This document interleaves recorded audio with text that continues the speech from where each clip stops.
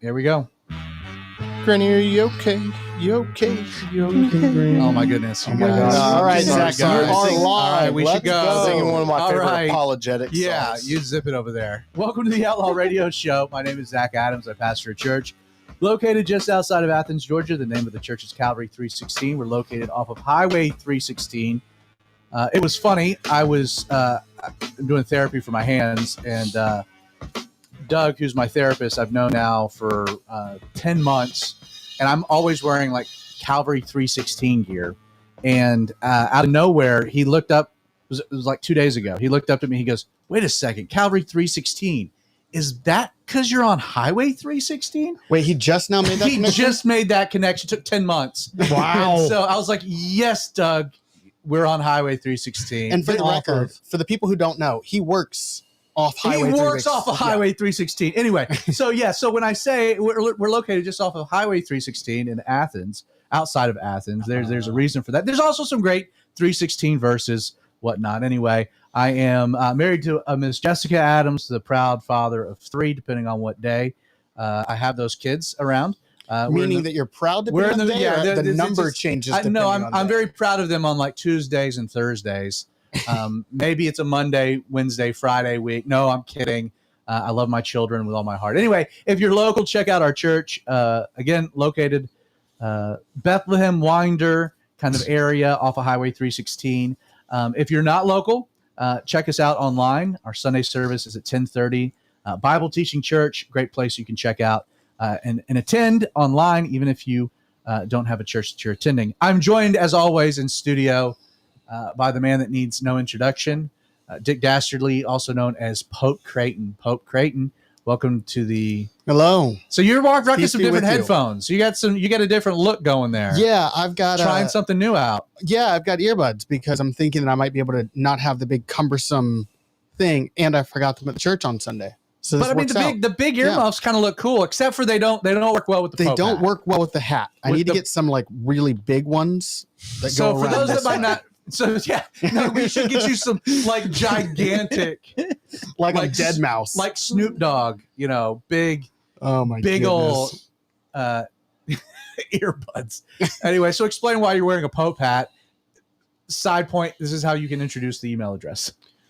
I got the good. You got the lead in, and just making sure we're on the same page. So I'm wearing the Pope hat because I am a quarter Italian, and we've all decided that makes me the Pope of Georgia.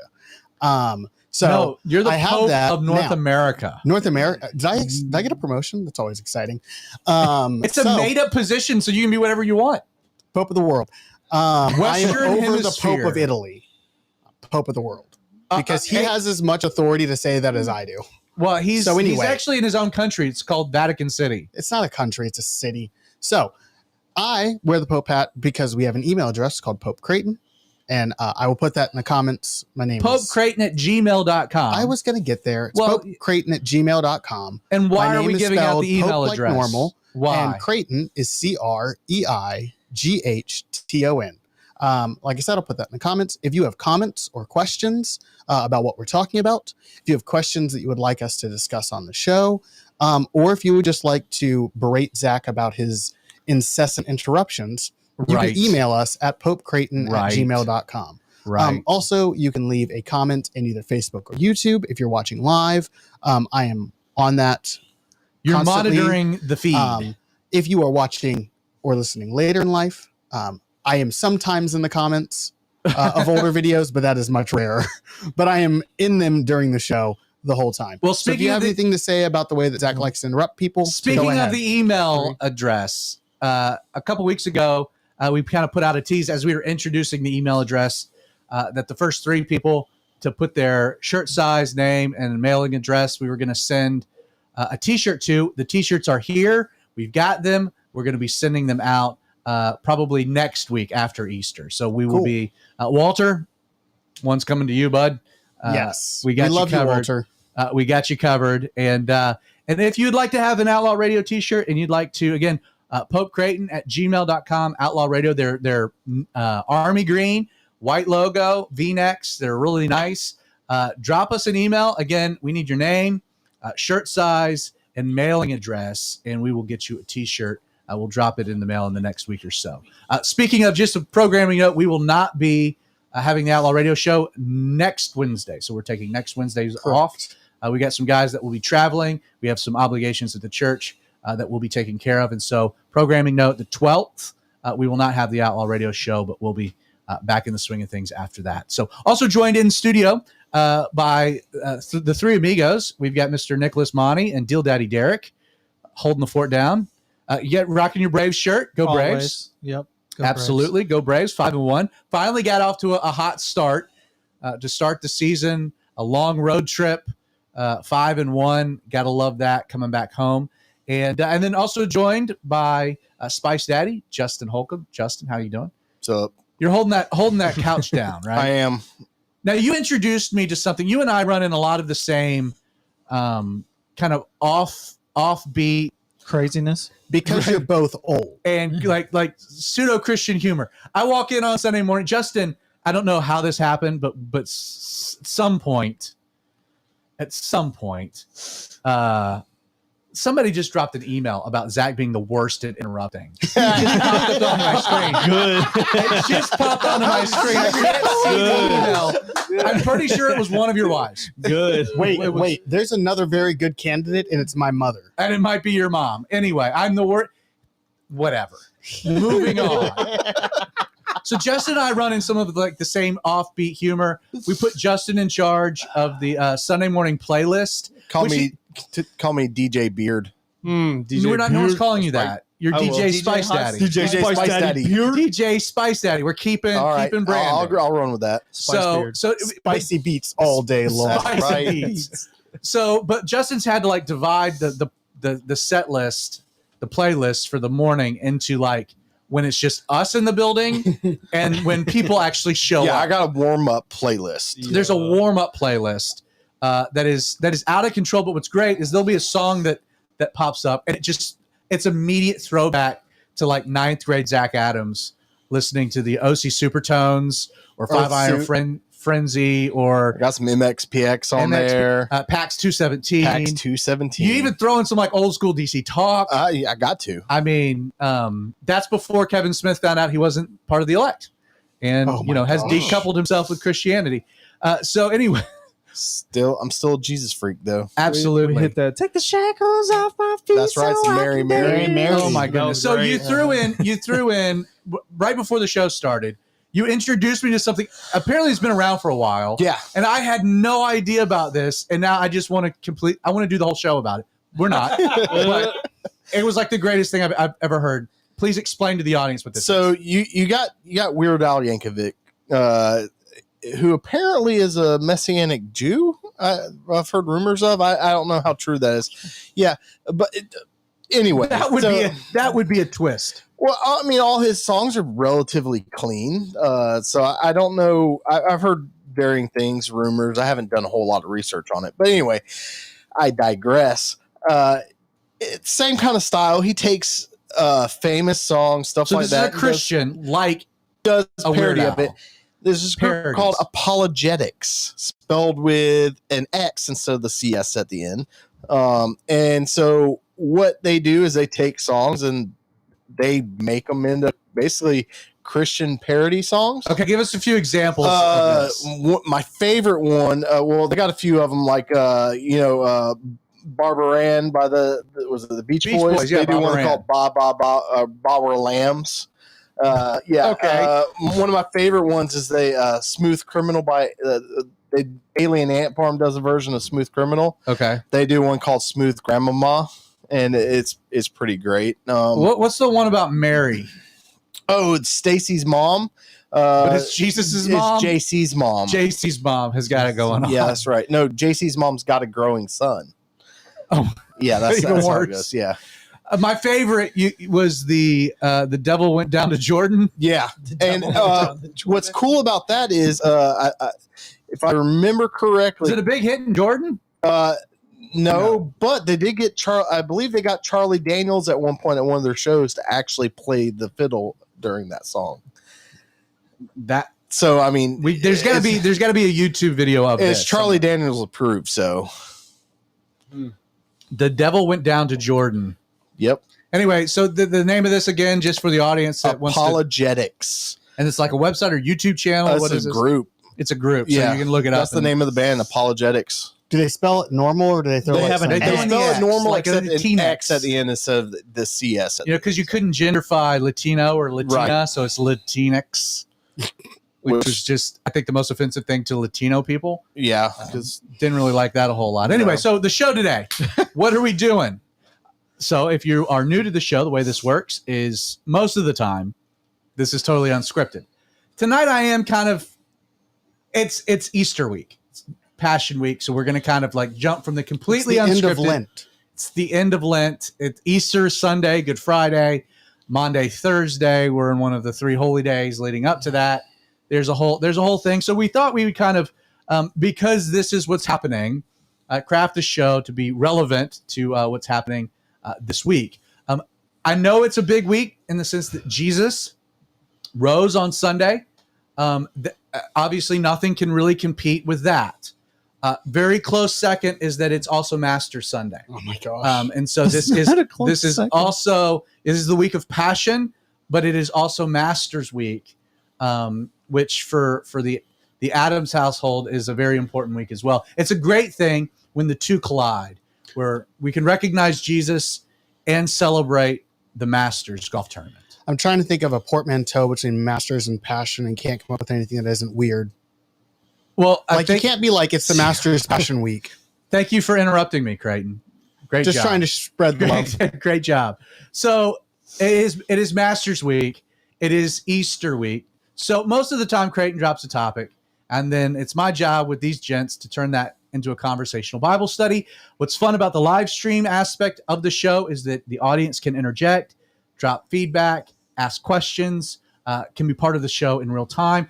All of this gets podcasted. So what you're watching on the live stream, whether it's Facebook or YouTube, ends up getting podcasted, which is super, super cool, on Thursdays. Again, not unscripted, some big things happening this week. Let me get the lesser of the two out of the way first, because I always like to say something about the Masters Week, because I am a geek when it comes to the Masters Golf Tournament. I think it's the greatest thing around. It's the greatest sporting event in the world, hands down. I am a bit of a aficionado when it comes to the Masters. My wife and I and our boys will be going on Friday. Rain in the forecast. It doesn't matter. I do believe that in the New Jerusalem, the only part of Earth that will make it to the New Jerusalem Is Augusta National. will be Augusta National Golf Club. And so I do hope in the Millennial Kingdom to be wearing a green jacket. That's kind of my, just, a little bit of a wish, throwing that out to Jesus. See if that could be, people want crowns. I just want a green jacket. do you think Jesus was an athletic guy? Like, do you think he'd be good at golf? He was a carpenter. He's gotta a be carpenter. strong. Yeah. Country strong, right? Have you seen me play golf? Terrible. Terrible. Terrible. That's With probably Jesus, baseball. Jesus would have been good at whatever he wanted to I be mean, good he at. could wouldn't. He direct wouldn't the have any line. problem with the water. The water hazards. Water hazards. His ball would float. Right. So here's the deal. He survived 40 days without food and water. Definitely hefty. Yeah. He had to have some reserves.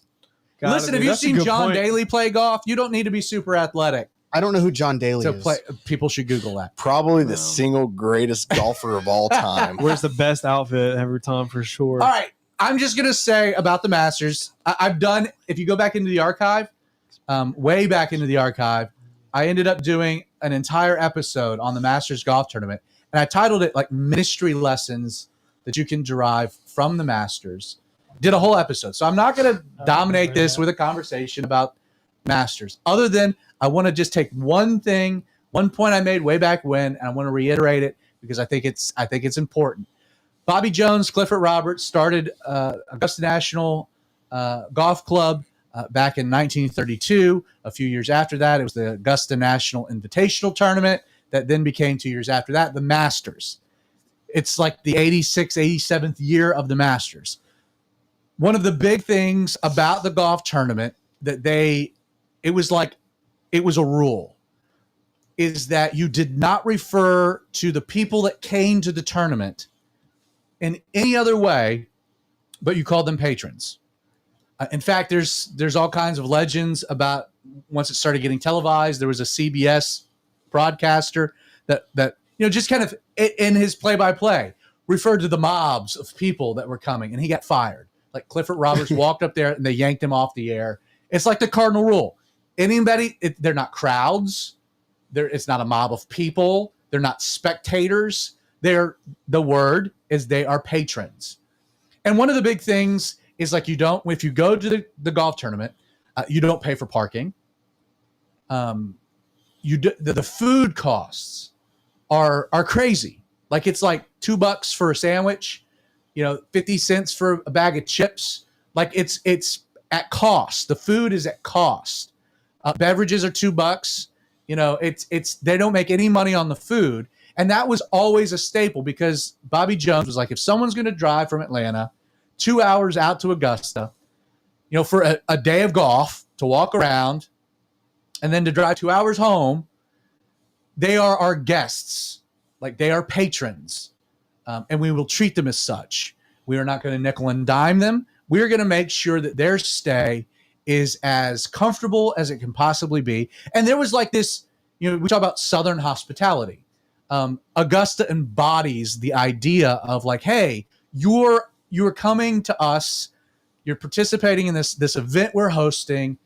You are a patron and you're treated with respect and with class. We're not nickel and diming you. We want you to have the best time you can possibly have. We have ground rules, but like, let me give you one example where this is like an extreme. So they have bathrooms that are set up, all over the course, for you to go, and relieve yourself, nature's business. So you get in line and you get to the bathroom stall. Now you'll notice, so they have this line of bathroom stalls, and directly from the door, there's a guy in green, in a master's green shirt, definitely an employee, khakis, standing opposite the toilet stall. His purpose is that when you get done doing your thing, he very quickly goes in and cleans the toilet for the next person that walks in. That's the craziest thing I've ever heard. Like every time someone goes in, it gets cleaned so that you don't have to worry about making like a toilet paper seat, that it's not disgusting, that it's pristine. Like, again, there's just this heightened sense of regard for the people that come. And for me, not only, I guess, in a personal sense, do I want that to be the attitude that we have within our home, that people that come to my house for dinner, I want them to be a guest. Like, and you guys know this, you're here a lot. What's in my fridge, you can enjoy. Like, there's never been, I've never, hey, you got to bring your own drinks, to watch the ball game. Like, whatever my house, if you're my guest, welcome, you're here. And like, I think that there's an attitude about hospitality that gets really exemplified that we can carry over. But I see that within our church. Like, there's a reason that as far as our church goes, you never know who walks in the door on a Sunday. You don't know where they're coming from. You don't know what they've gone through that week. You don't know what they've gone through that morning. You don't know mentally where they were at sitting in the parking lot, what burdens, what cares. Like, when they walk in the doors of your church, again, you don't want this to be a manufactured fake hospitality. It has to be organic, it has to be original, it's got to be real. But you want, when someone comes to church, you want them to feel at home. You want them to feel that they're not an audience member. They're a patron. They're a guest. They're home. They're family. You're coming, whether you choose to come back or not. You're greeted. We got free coffee and refreshments. We're not nickel and diming anybody. Hey, you can grab a free T-shirt. There's no money changers. There's no, merch table. You're coming, and we want you to enjoy yourself. And to me, I go to Augusta National, I go to the Masters, and I always leave thinking, man, I think Calvary 316 does this really well. And this is like a master's class of like someone coming to something and immediately feeling like they're a part and feeling comfortable. And I think that that's a special thing. I'm done with the Masters bit. Any thoughts, anything you guys want to throw into that, or move right along? So basically, you're telling me they're the Chick-fil-A of the golf world. You could do a whole conversation about Chick-fil-A too, because again, there's a reason why Chick-fil-A is the number one grossing fast food restaurant in America, and they're closed one day of the week. And, It's you an know, amazing. It's an amazing thing, and their drive-through times, their customer service ratings are and that second just to stems none. from like two words: my pleasure. My pleasure. That makes you feel good. There's this, Like it's better than you're welcome. Like my pleasure. you can you'll run into people, at the bank or something, and you'll be like, hey, I get a deposit or make a withdrawal, and they'll say my pleasure. You immediately know anybody that's ever worked at Chick-fil-A. Yeah. Like it's like so ingrained in them. You go to AutoZone and you get hey, can I get a new alternator? Yeah, my pleasure. It's like, oh, you used to work at Chick-fil-A. I don't You've understand. never heard my pleasure at an AutoZone. I can tell you that for certainty. I don't understand how every other fast food establishment isn't throwing copious amounts of money to every executive or like low-level management person at Chick-fil-A. Like the assistant to the assistant manager at Chick-fil-A could run our Zaxby's so much better and more efficiently. Like Zaxby's is so terrible in regards, like it just takes forever to get through the line. They don't know how to do Forever. Oh, it's atrocious. Anyway, two Southern companies, but you're right.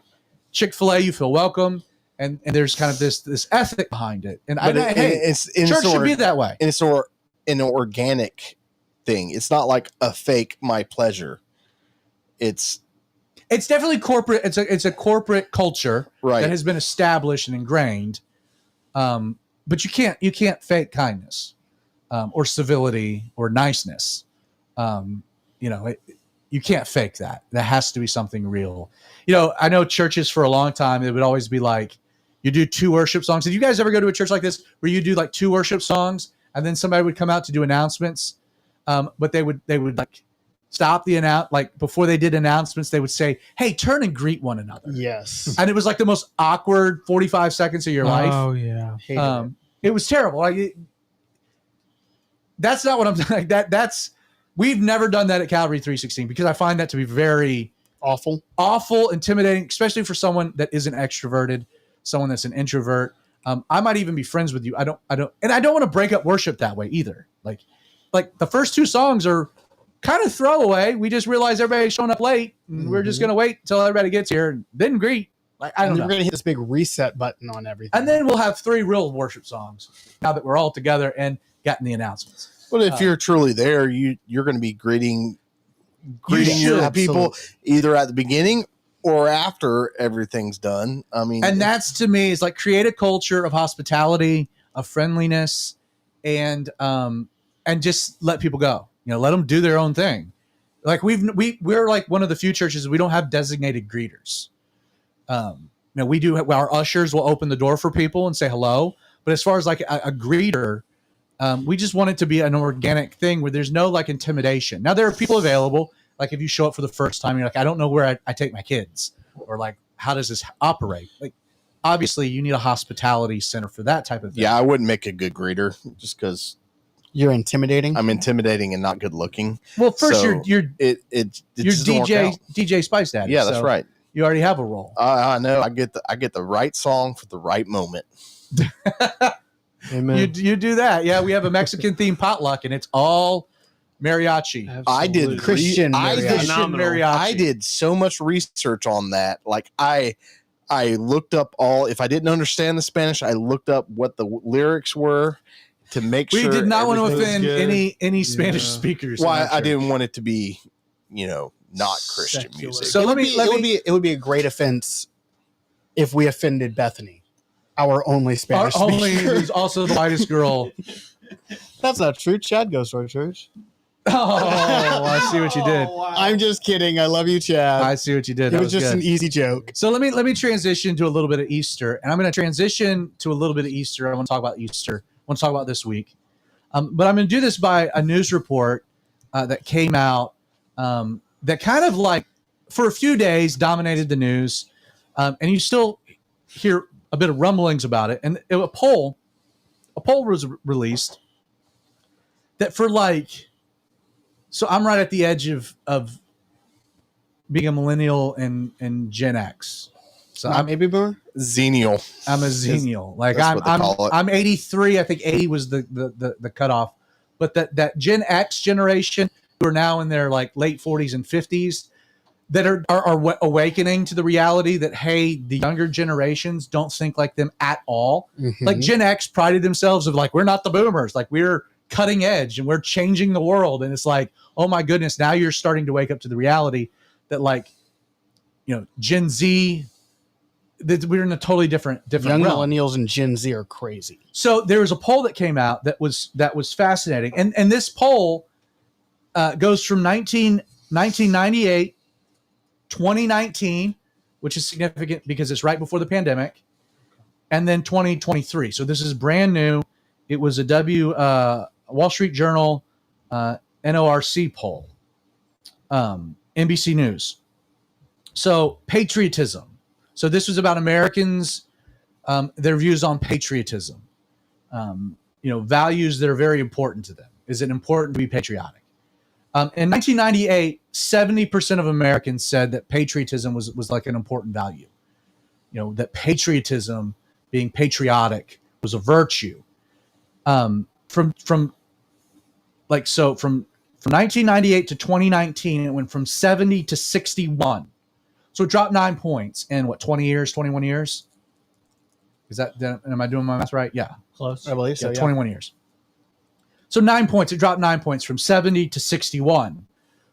But then this is what's nuts. From 2019 to 2023, it goes from 61%. You want to take a guess at what the number is now? 49. 49, what? 32. 32, 41. 41. I'm gonna go low. 30. You're going to go 30. 38%. It's $1, Bob. Like in 4 years, is that a Price is Right joke? Yeah.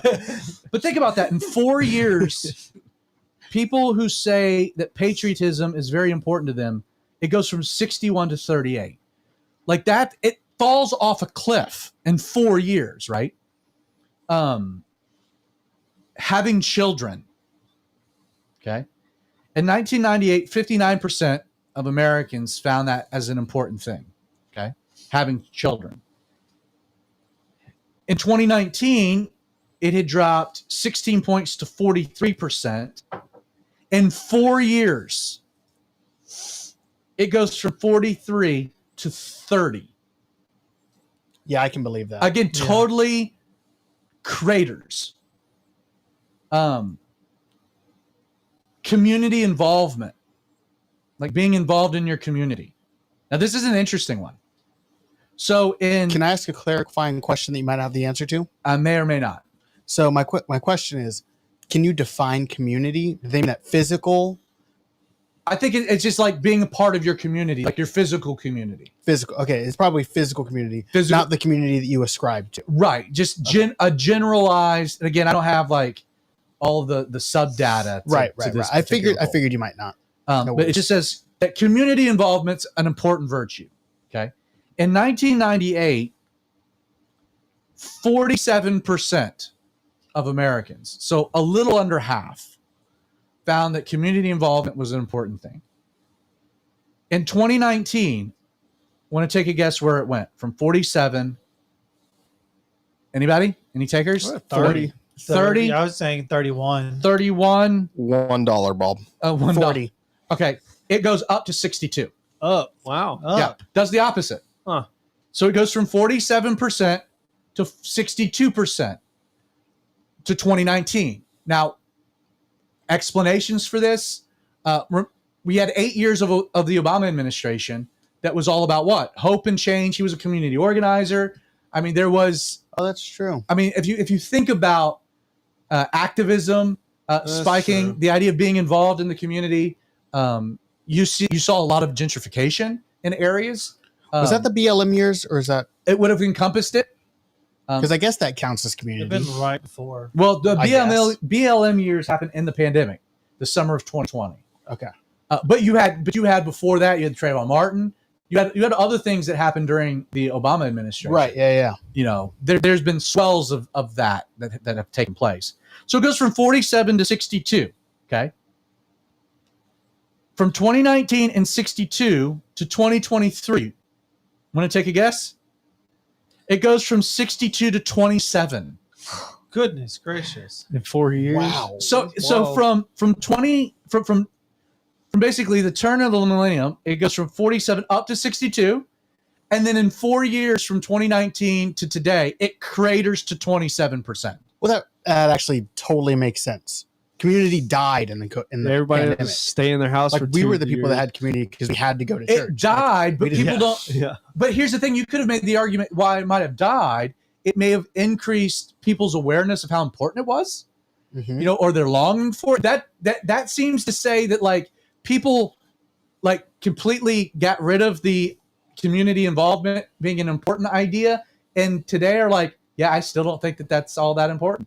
Like in 4 years, it just completely disappears. I'd That's like to wild. see that stat like split up into the areas that opened up early as opposed to the ones that stayed closed longer. That'll be That's true. that would be I interesting. like. I wonder That would how. be interesting to know. Yeah, That would. Now, money was another category. It goes from 31 to 41, so it actually goes up 10. And then in 4 years, it goes up to 43. It goes up 3 points. That also makes sense. Yeah. Totally makes sense. Interestingly, money goes up while the need for kids goes down, or community involvement goes down. Like the need, money's an important thing, goes up. Now, I say all that to kind of say religion is also part of this. Okay, so religion is part of this. In 1998, 62% of Americans said that religion was an important thing. 62%. In 2019, it drops to 48%, and today it's now at 39%. So I mean, it is just a downward, hard line trajectory. I'm actually surprised at this 39%. Just religion, Yeah, that like seems religion high. in general. Yeah. Just in Yeah. general, I think that that's even high. Even within Christianity, roughly they estimate 20 to 25% of people that were going to church before the pandemic are not going to church now. And then if you do, Oh, you know what? That's actually better than I was expecting. I thought it was going to be like 20% return to church.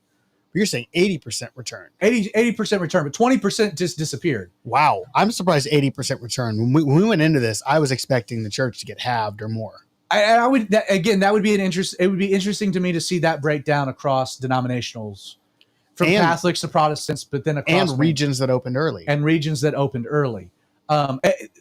Tom Rainier, they do a lot of research on this. One of the interesting things that they've seen post-pandemic that has caught everybody off guard is how live stream attendance has just completely, totally cratered. Totally cratered. Cratered. Completely Really? cratered. There was a whole bunch of people went to live stream because they had to, and a whole bunch of people came back. Now, it took 2 years, but they came back, which, again, if you're in church, you're not watching online. Mm-hmm. But that segment of people that went to live stream slowly just stopped watching and don't watch it all anywhere. They either started going to the church or they just stopped Or watching they just stopped altogether. watching. Like, I don't even need to watch this anymore. I'm just kind of over it and done. I mean, it's probably 90% of the people that would going back to church. Right. Now, you take, no, for sure. You take that 38% number, though, and it's like, and then you start to take that number, and that includes like all different religions. It's a very broad, it's open-ended. But then you get down into Christians and people that self-identify as being Christian, okay?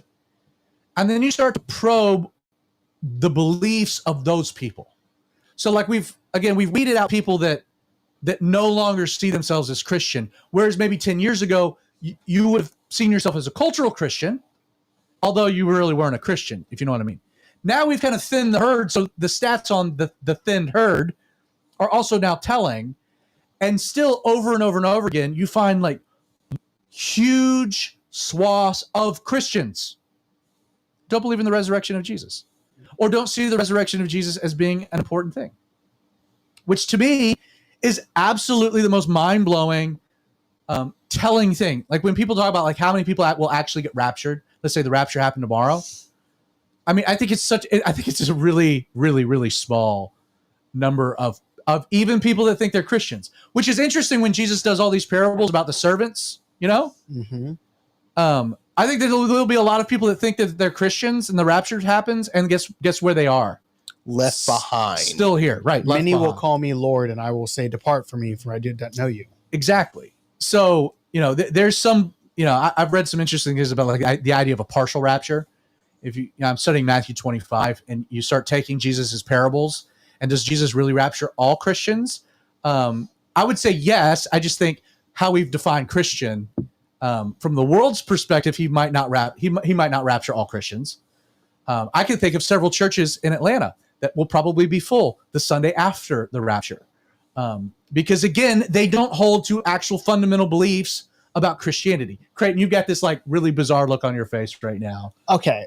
So I'm not big into eschatology, but one of the things that I've been thinking about. You're not big into eschatology, but you know eschatology. I know. Yeah. I know it's not a field that I spend a whole lot of time. But when you said that, it occurred to me, like I've been every now and then I'll think about this idea that how does the world continue when an entire people of a single faith disappear? Because there's gonna be a bunch of people who are gonna say that wasn't Jesus, Aliens who have been Christians for a long time. That just connected in my head that there are going to be people who have been Christians a long time, still on the earth after the rapture, who have been in power, who are going to be able to say, that's not what that was, because I'm still here. They're going to blame and throw on the doubt aliens. on the rapture. Probably. So I'm sorry. And somehow Trump will get indicted for it. Because when the Trump sounds, the dead in Christ rise. Bro. So this is kind of where I'm going. So we're in this like really weird dichotomy, and Easter again brings the resurrection of Jesus to the forefront of the cultural Christian's mind. Now, at Calvary 316, we don't make a huge deal about Easter. Most Sundays, ironically, I just keep teaching through whatever I'm teaching through. A lot of Sundays, a lot of Easter Sundays, that's what I'll do. Last year was a unique situation. I taught an actual Easter message because it was the first time you taught. It was the first time I had taught all year, and I had something to say about resurrected life. And subsequently, I'm actually going to do a topical this Sunday. So I don't have like this hard line on it. But the reason why we don't make like a big to do about Easter is that from a biblical standpoint, we do celebrate the resurrection of Easter is not a mandated Christian holiday, and in the same way that Christmas isn't. Like there's, two of the four Gospels don't even mention the birth of Christ. Like Paul never writes about it. It's no one really knows when it happened. The birth of Christ. It's not like Pope Julius I made December 25th because of the winter solstice. That was a thing. Easter has the same kind of pagan roots to, other things. We don't make a big deal about resurrection Easter because it's the one day that is codified as a religious holiday for the believer is every Sunday.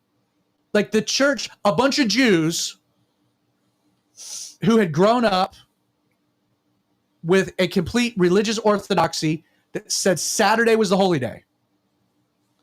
All of them. Something happened of such radical significance that they abandoned their religious holy day, the Sabbath, and they switch it to Sunday, a totally different day in which there's no historical connotations of it ever being holy in Scripture in the Old Testament. They completely switched to Sunday. Why? Because something happened on Sunday that was of such radical significance. They wanted to gather every Sunday morning in reflection and commemoration of the one event that changed the world, and that's the resurrection of Jesus. That is why we gather on Sunday mornings. It's because that's what the early church did. They gathered, we're told, on Sunday, the first day of the week, which in biblical numerology ends up being the 8th day. The 7 is completion. It's a new day, new birth, grace, a new work, the new covenant. There's a lot of significance to Sunday, the new day. My point is that we are in a time frame where people are thinking about Easter. People are thinking about the resurrection of Jesus. And there's so few people that actually believe in the resurrection of Jesus that I think it's important to take time to discuss the resurrection of Jesus. It's also important to take time to discuss just like the events of this week. And kind of the tease for Facebook that we put out. I noted that kind of the subtitle is Liar, Lunatic, or Lord. And that's really when you look at the life and the ministry of Jesus, and I don't coin that phrase, that comes from C.S. Lewis in Mere Christianity. But C.S. Lewis made this point about Jesus, that there are only, rationally speaking, logically, three conclusions you can make of Jesus. And it's not that he's a moral teacher. It's not that he's a good dude. It's simple. There's three L's. If you look at the life of Jesus, if you looked at everything Jesus said, everything he preached, everything he did, how he led the masses, like you just looked at the totality of Jesus's life and his ministry, the things that Jesus said, the claims that he made of himself. Jesus intentionally predicated the validity of all of them on one singular event happening that had never happened in the history of the planet, hasn't happened since. And that is the resurrection. Jesus claimed to be God. He claimed to be a savior. He claimed to be the firstborn of the resurrection of the dead. He claimed to tell us about what happens after we die. He claimed to tell us about how we get to heaven. He claimed to tell us about how we surely will end up in hell. Jesus, all of the claims that Jesus made to be the fulfillment of Old Testament prophecy, to be the long-awaited Messiah, to be the Savior. The statement, I am the way, the truth, of the life. No one comes to the Father but through me. Jesus says, you can believe this statement and every claim I've made on one thing happening. And on three occasions, Jesus told his disciples, he told anyone that would listen, we're going to Jerusalem to celebrate Passover. I'm going to be betrayed. I'm going to be denied. I'm going to be taken into the hands of the scribes and the Pharisees, and the Romans are going to crucify me. I am going to die. But 3 days later, I'll be resurrected. I'll be resurrected from the dead. And Jesus takes everything and he hangs it on this singular, radical claim, leaving humanity with only one of three conclusions about Jesus. And being a moral teacher and a good guy is not one of them. Either Jesus died and remained dead. And then you can get in all the different theories. The disciples stole the body or this or that, or he swooned. You know, he actually woke up in the cold tomb and somehow rolled the stone and took over a legion of Roman soldiers and then disappeared into India, or as the Mormons say, you know, went over to North America on his trip. The point is that if Jesus died, as he did, but remained dead, thus the resurrection never occurred. It's not as though you can take resurrection out of Christianity and still have Christianity. There is no Christianity without the resurrection of Jesus Christ. Because Jesus intentionally placed everything hinging upon that one unique miracle. And if it didn't happen, then he's a liar. Everything he said was a lie. You can't believe any of it. Or he's totally Looney Tunes, meaning everything he said he really believed because he was very convincing. But obviously, because he didn't rise, okay, instead of calling him a liar, we're just going to say he was nuts. He had a Messiah complex, you know, that he had these grandiose perspectives of himself. Probably schizophrenia. Not rooted in any type of reality. But, you know, he's very charismatic, you know, was a good speaker, made enemies, but he's either a bold-faced liar. No one wants to follow a liar. And you have no hope then on what comes after death, because he's what else did he lie about? Or about the promises he made about our life. Anything. And if he's a Looney Tune, a wingnut, well, that doesn't instill a whole lot of confidence either, does it? I mean, it's the equivalent of like, we're going to Kool-Aid and wait for the Hellbot comet, you know? Sincere people followed, but they died. They also drank Kool-Aid. I know, I was just wondering. Jamestown was a Kool-Aid. And Heaven's Gate was Hail Bob, right? Yeah, and they also poisoned themselves by drinking Kool-Aid. I didn't know they had Kool-Aid. I think so. I know they did Someone can cyanide. fact check me. I'm not up on all my cults. Maybe other than Waco, because that seems to be on a lot of Netflix specials and whatnot. Anyway, I diverge. Jesus is either a liar or he's a lunatic. Or the resurrection really happened, validating everything that he said, and that makes him Lord. See, if Jesus rose from the dead, then you have some decisions to make. Now, I should note that one of the things that makes what Jesus did so radical is, there's no other world religious leader that has ever had the audacity to do what Jesus did. Like, Muhammad had a lot of things to say, a lot of moral truths, a lot of things to say about how to live. Muhammad had a lot of things to say about life after death, about the afterlife. But the one thing Muhammad didn't do? He wasn't so confident in his beliefs that he told his followers, hey, just so you don't have to take my word for it, I'm going to die and then 3 days later be resurrected. And then I'm telling you the truth. Buddha didn't do the same. Buddha had a lot of things to say about the afterlife. Confucius, just run down the list. No one but Jesus dared stake the entirety of what he had to say on the most improbable thing ever happening, and that's resurrection. And yet the Bible clearly says that, yes, Jesus came to Jerusalem, and yes, he was betrayed, and yes, he was arrested, yes, he was falsely accused, yes, he was declared innocent, but still executed. And Jesus absolutely died. The Bible is crystal clear that Jesus was as dead as you can get, to the point that the Bible records for you the autopsy. Because the Roman soldier came and stuck a spear into his side, and we're told that blood and water came pouring out, which means that Jesus, his heart ruptured within his chest. You don't survive that. You don't swoon from it.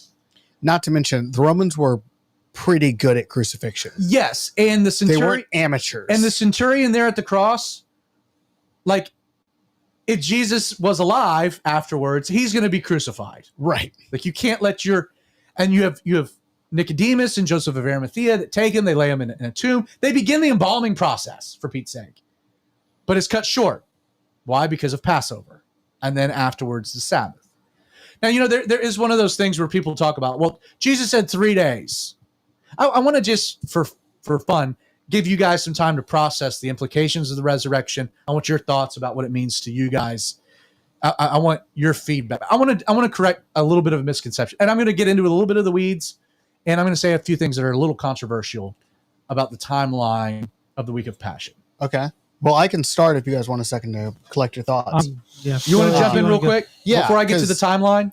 Yeah, because you said you wanted to have the conversation. You wanted the timeline first. Do you want me to do the timeline first? Or? No, let us talk first. All right, We're going to talk. So, jump in.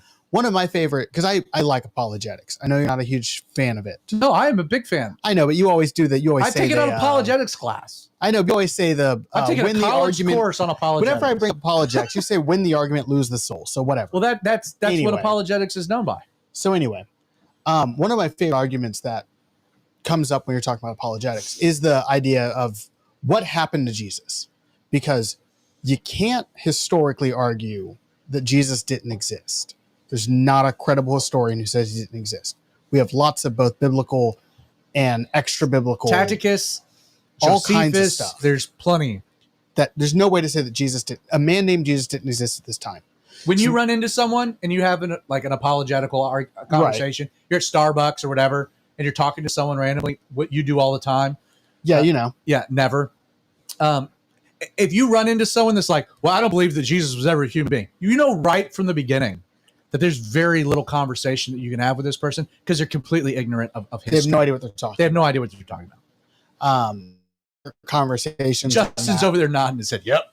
Is So I never let them know my background until they get to a point where I'm just like, no, that's wrong. And then they're like, how do you know? And then I tell them my Yeah, all degree of the field reasons. and stuff. My strategy is I tend, you might think right off the bat that I don't tell anyone that I'm a pastor, right? I tend to not let someone know I'm an actual Christian until about halfway through the conversation. Yeah. Mm-hmm. I've seen you do that. So because it diffuses it. It's like, well, we're just two guys talking about life and stuff, trying to navigate this crazy world. I love to do that with people who are really into evolution because I love talking about evolution. I find it fascinating. All right, back to your point. So, yes, all of the options for Jesus having not risen from the dead are massively improbable. Like, he somehow survived, woke up from a 2-day coma, moved a 12-ton stone, and then convinced 500 people that he rose from the dead.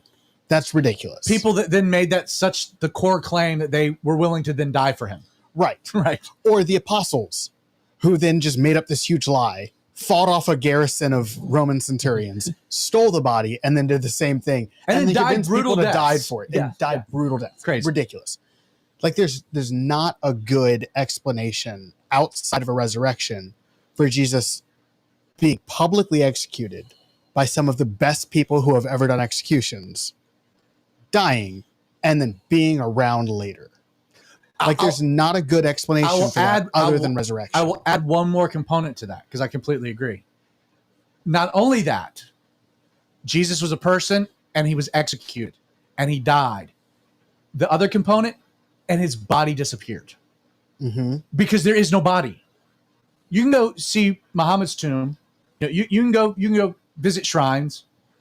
There is no body. That's a guy dies and there's no body, and he's the most famous guy around, buried in a very wealthy family's tomb that's public, it's known about, that's guarded by, and the body's gone. Like you not only have to explain resurrection, but you have to then explain where the body went. Yeah. Apart from resurrection. Because I can tell you where the body went. Bible tells me. There's the explanation for it. Have you ever seen the movie The Body? It's an old Antonio Banderas movie. Any of you guys ever seen it? Justin, have you ever seen The Body? I've never seen it. Is that the one where So he's a priest. Yeah. So I've never seen it, but it is it's the basis for one of the most foundational conversations I've ever had in my life, which will be another episode at some point. So Body, the premise to it is that some archaeologists in Jerusalem, they've uncovered this tomb, and there's rumblings that they've discovered the body of Jesus. And so Antonio Banderas is sent by the Vatican to Jerusalem to investigate, to see what's going on. And throughout the course of his investigation, long story short, his whole faith gets challenged about the resurrection, because he ends up pretty convinced that this is Jesus's body that they've discovered.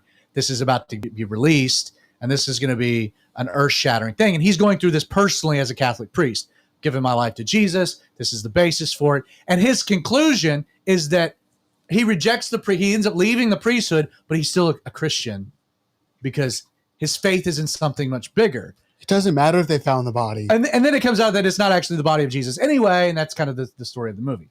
But it presents that crisis of faith of what if they discovered the body of Jesus. They haven't. They won't, because he's seated at the right hand of the Father. I'm fairly confident in that. So for you, that's where it kind of comes down to. You guys have some thoughts you want to share. Nick? So I had a thought. So when you were talking about it, something hit me. I was like, if you ask me the question, what's more important, Jesus dying on the cross or Jesus resurrecting? Like, I would be like, Jesus dying on the cross. Like that was my first instinct. Right. And then I was like, as you were talking, it was like, no, that's wrong. Because then it's just a man saying that he's going to die and resurrect, and then he just died on a cross. If he didn't resurrect, then he's not really the Son of God. The cross has no significance. The two dudes next to him died. The two, he'd just be another criminal on a cross dying.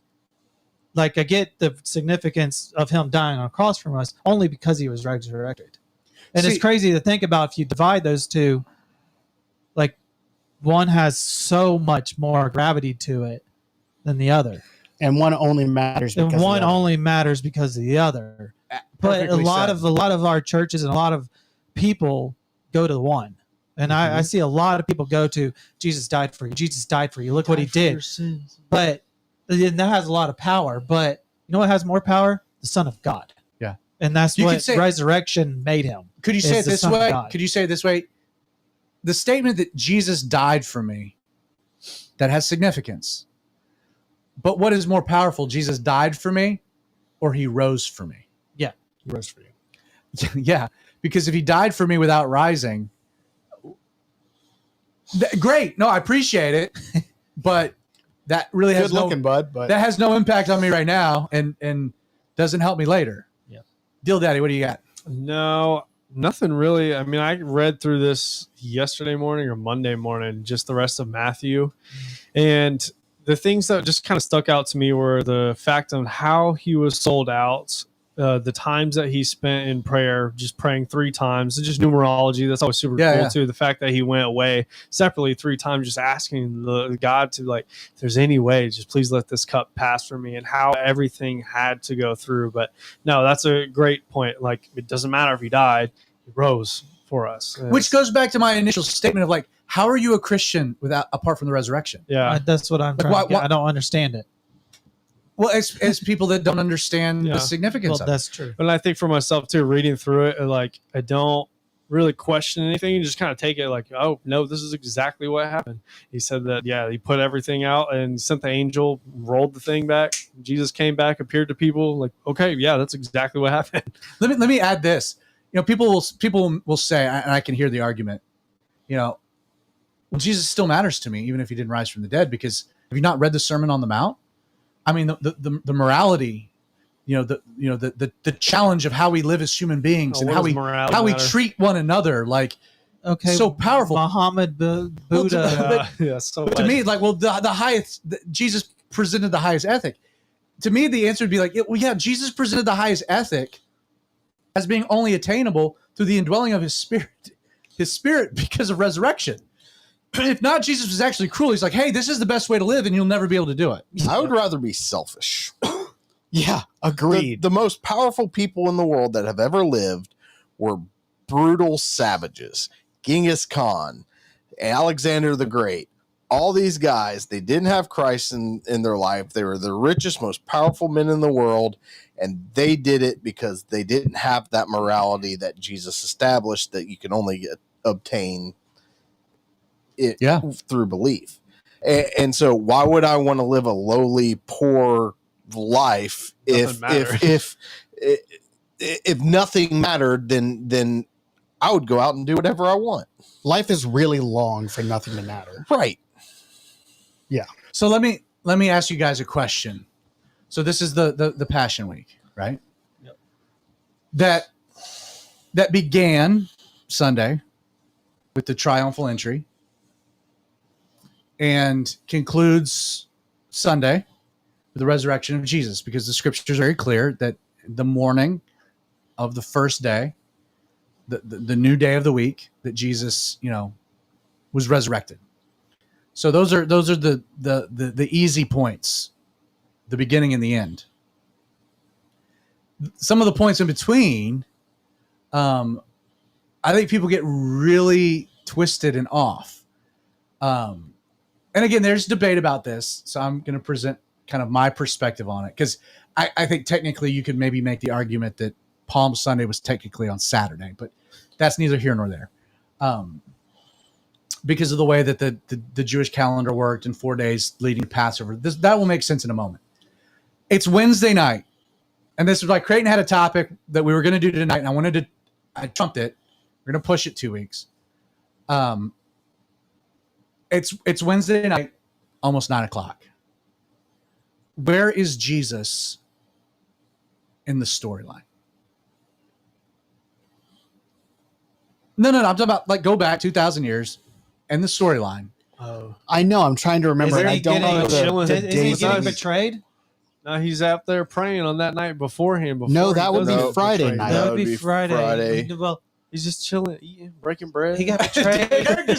Derek goes, wow, he's just living it up. yeah, He's he's just doing doing what he got. He it. knows Well, his Passover, coming. it'd probably be one of the first when did nights of Peter Passover. betray him? Yeah, probably. Like the day before. Okay, the day before. so Is this you the guys have Last already Supper? proved my point. Pre last, we don't know. You've proved my Is point. he doing? No, that's the last. There's a Supper lot of was confusion. Thursday. Let me present something and kind of work it. I'm going to work it backwards. Kidding. I'm going to work it backwards because, so in the Jewish idea of a day, it was evening and morning were the first day. The Genesis 1 establishment of a day. So the day for a Jew begins at 6 p.m. Oh.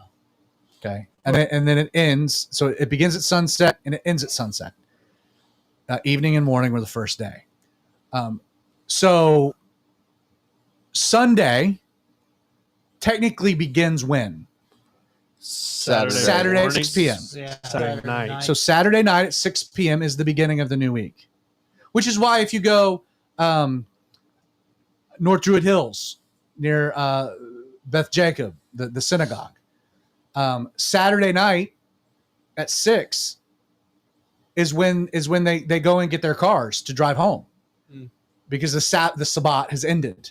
The Sabbath begins at 6 o'clock on Friday night, and it ends at 6 o'clock on Saturday night, which means Sunday begins at 6 p.m. Saturday, and then it goes all the way through. Now, Jesus, it was in the early morning hours on the first day. So it was early morning. We're told actually at the break of dawn. Dawn was breaking. So it was probably 6 a.m., somewhere in there, 5, 6 a.m., that the resurrection occurred.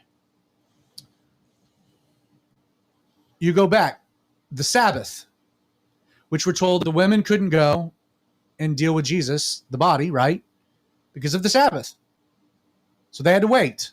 And the Sabbath ended at 6 p.m. on Saturday, but began at 6 p.m. on Friday. That's when the Sabbath began. Now, this is also one of the unique times where we have a dual Sabbath because of Passover. Passover would end at 6 p.m. on Friday, right?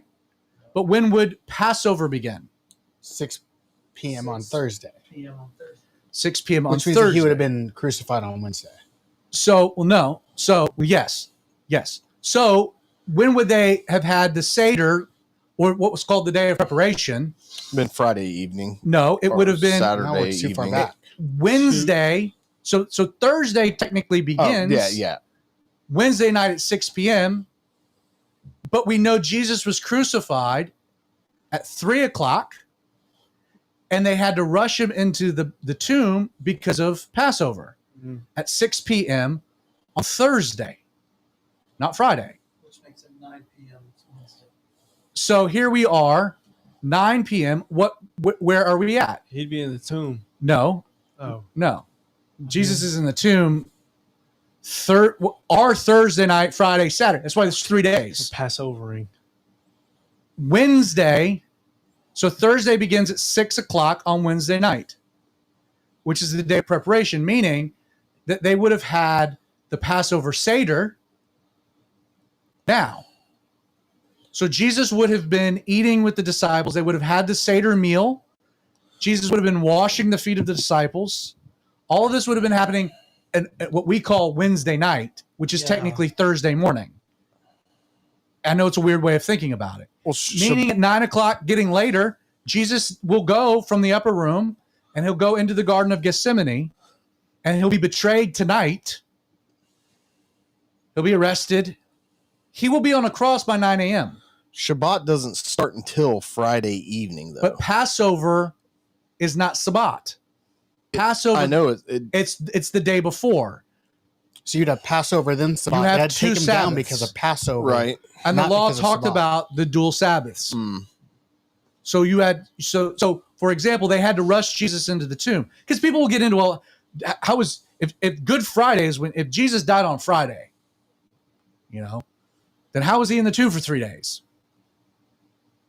People, oh well, it was partial days of a little bit of Friday and all day Saturday and just a little bit. It might have been like a day and a half in its totality, but it was on 3 days. But if you really work the calendar and you understand the way that the time worked, Jesus was crucified and laid in a tomb Thursday evening. And then he's in there all day Friday and all day Saturday. And then you get to Sunday. And he's resurrected on the third day. On the third day. Which is what he says, not after 3 days. It's on the third It's day. on the third day. But my point is like I've never been a big fan of Good Friday services because it's like he's already dead. we missed it, which is why you get the Monday service. But even that I think misses it because I go back to Wednesday, which is technically Thursday, 6 p.m. So again, when you get into the understanding that 6 p.m. on Wednesday and 6 p.m. on Thursday is actually Thursday. And then the Sabbath begins at 6 p.m. on Thursday and goes to 6 p.m. on Friday. And then the Sabbath begins 6 p.m. on Friday and goes to 6 p.m. on Saturday. And then early in the morning on Sunday, they go back to the tomb because they can. They can't do it on the Passover, and they can't do it on the Sabbath, and so they would wait. So Jesus would have been in the tomb for an extended period of time, for 3 days, resurrected on the third day, but still in the tomb for a prolonged period of time.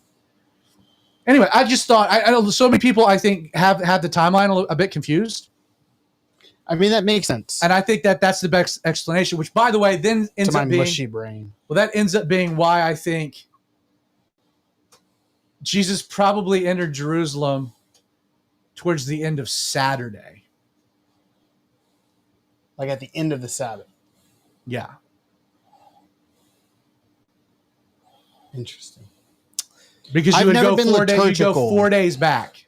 Yeah, but the only problem I'd have with that is it says they went out and gathered palm branches and stuff like that, which would Well, it would have been our Saturday. It would have been 6 p.m. This was the beginning.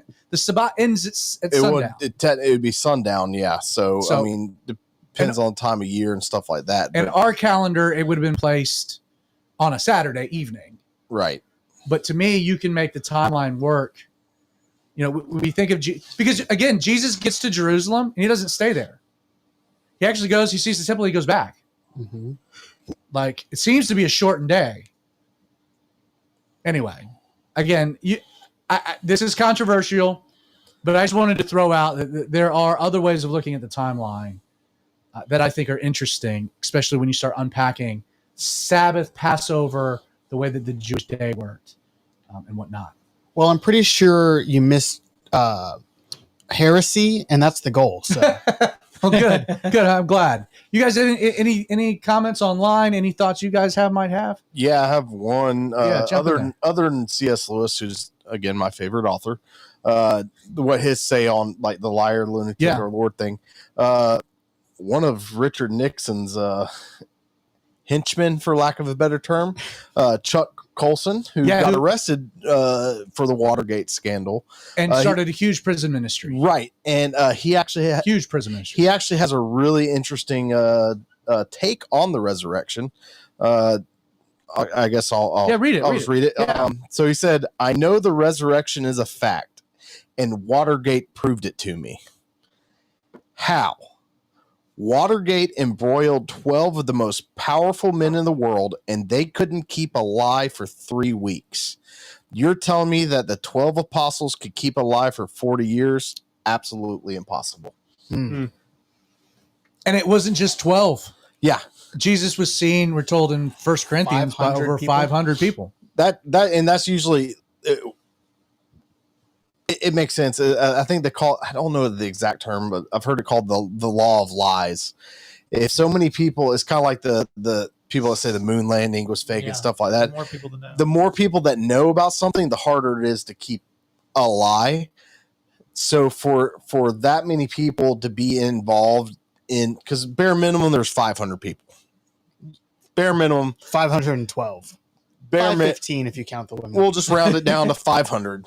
Bare minimum for them to be able to keep that lie and go through what they did is pretty much impossible. I mean, there's the old saying, 2 men can keep a secret if one of them are dead. Yeah. Yeah. Which is really the only way that 2 men can keep a secret. And then you add the component of women. Of keeping the lie of women. Of keeping the lie at no personal gain. Right. Like some very serious personal detriment. Nobody like you say, oh well, they were starting a religion. They didn't know what they were doing. You know, they weren't starting a religion. Right. They saw it as the culmination of Judaism. Fully Jewish. They saw Jesus as the Messiah, rightfully so, who was coming. So it was a fulfillment of something they had been waiting for 1,000 years. Absolutely. Anybody else? Anything online? I got a couple comments from earlier from a Karen when we were talking about churches. She was saying that she was describing the fall away. She called it the Great Fall Away, and then she said something I thought was funny. Yeah, go for it. And she said that at my old church, they dropped candy from a helicopter, and I stopped tithing. Which that's great. That's funny. Makes sense to me. That's funny. No, what I mean, it's a very powerful statement. Honestly, they had they got too much money. No, they dropped candy from a helicopter, and I stopped typing. We could probably afford Creighton on a really tall ladder. No, we can't. No, You can't. Not the fiberglass one. I'm not touching that. Not a ladder of any kind. Any other comments other than that? No, that's it. Yeah, Like remember, commenting. kids, the Lord works through the fruits of the Spirit, not religious nuts. Oh, I see what you did there. All right, well, I'm going to tap us out. You guys good? That's Good to go. All right. Well, thank you so much for watching the live stream of the Outlaw Radio Show. If you are watching, check out the podcast. It gets released tomorrow. The audio of what you were just witnessing gets released Apple, Google, Spotify. If you're listening on the podcast, thank you so much. Please leave us a review, share it with your community, but also join us on Wednesday nights at 8 p.m. For the live stream. Again, repeating of the programming note, we will not have an episode next week, 12th. We're taking that Wednesday off, but we'll be back in the swing of things in the weeks following. So God bless you. Have a wonderful Easter, and we'll see you in 2 weeks. God bless.